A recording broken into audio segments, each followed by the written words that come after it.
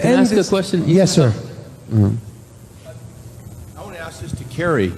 How do they misuse PCR to estimate all these supposed free viral RNAs that may or may not be there? I think misuse PCR is not quite.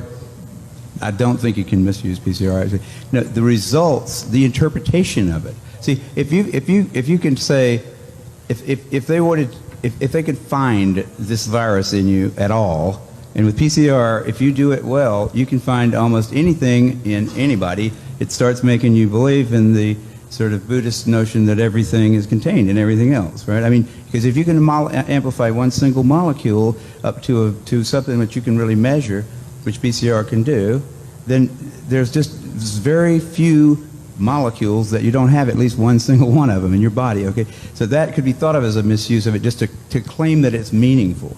But the real misuse of it is that you don't need to test for HIV. You don't need to test for the other 10,000 retroviruses that are unnamed also in the subject. See, somebody that's got HIV generally is going to have almost anything that you can test for because they have definitely been. HIV is a fairly rare virus. There's only 1 million of us out of 250, 300 million people in America that have that virus. So you have to get around, either your mother had to have it and pass it to you, or you have to really be paying a lot of attention to people that do have it and paying only attention to them and get a pretty good chance of getting it that way. It's hard to get it, but if you have it, there's a good chance you've also got a lot of other ones because you've been in the market for it's been possible for you to get a lot of.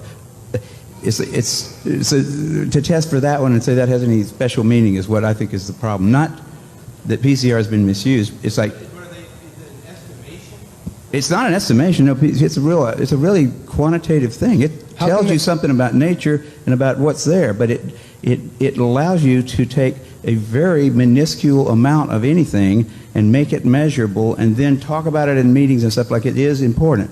See, that's not a misuse. That's just sort of a misinterpretation. I read a paper by Duisberg in which he said even after all these PCR, this quantitative PCR, that if you just get down to a basic virological count, it's still 1 in 1,000 to 1 in 10,000 HIV, and 1 to 1 in 1,000, 1 in 500 to 1 in 1,000 T cells. It is. No, there's very little of what they call HIV, and what's been brought out here by Phil Pott and Isai already. The measurement for it is not exact at all. It's not as good as our measurement for things like apples.